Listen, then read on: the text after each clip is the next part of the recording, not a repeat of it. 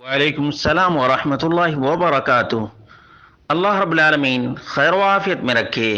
سوال یہ تھا، کیا شیشے میرر کے سامنے نماز پڑھ سکتے ہیں؟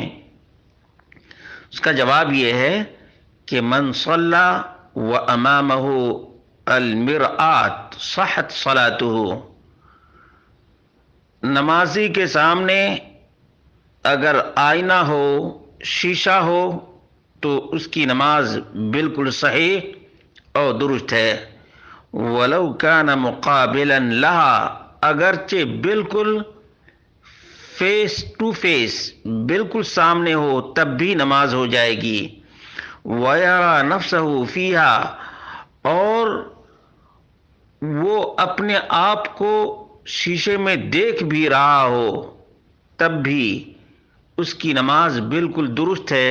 وعلیہ غض البصر وحفظہ، نمازی کو اپنی نگاہ پست رکھنی چاہیے اور نگاہ کی حفاظت کرنی چاہیے۔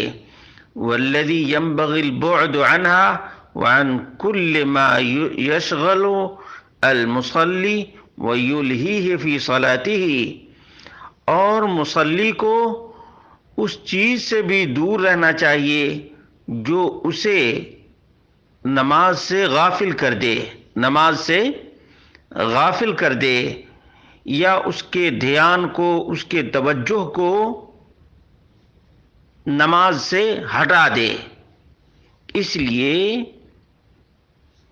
شیشے کے سامنے یا شیشہ سامنے ہو، دائیں ہو یا بائیں ہو تو نماز ہو جائے گی، لیکن نگاہ کو پست رکھنا، نگاہ کو سجدے کی جگہ پہ رکھنا، یہ لازم اور ضروری ہے۔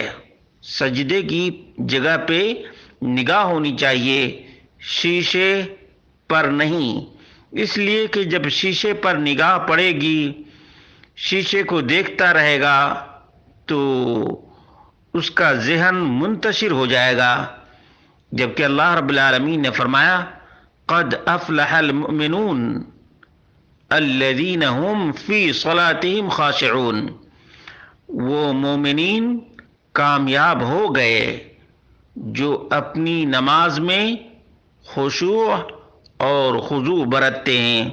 اس لیے نہایت ہی انکساری کے ساتھ، خشوع اور خضوع کے ساتھ نماز ادا کرنی چاہیے۔ ادھر ادھر نہ نگاہ بھٹکانی چاہیے اور نہ ذہن منتشر کرنا چاہیے۔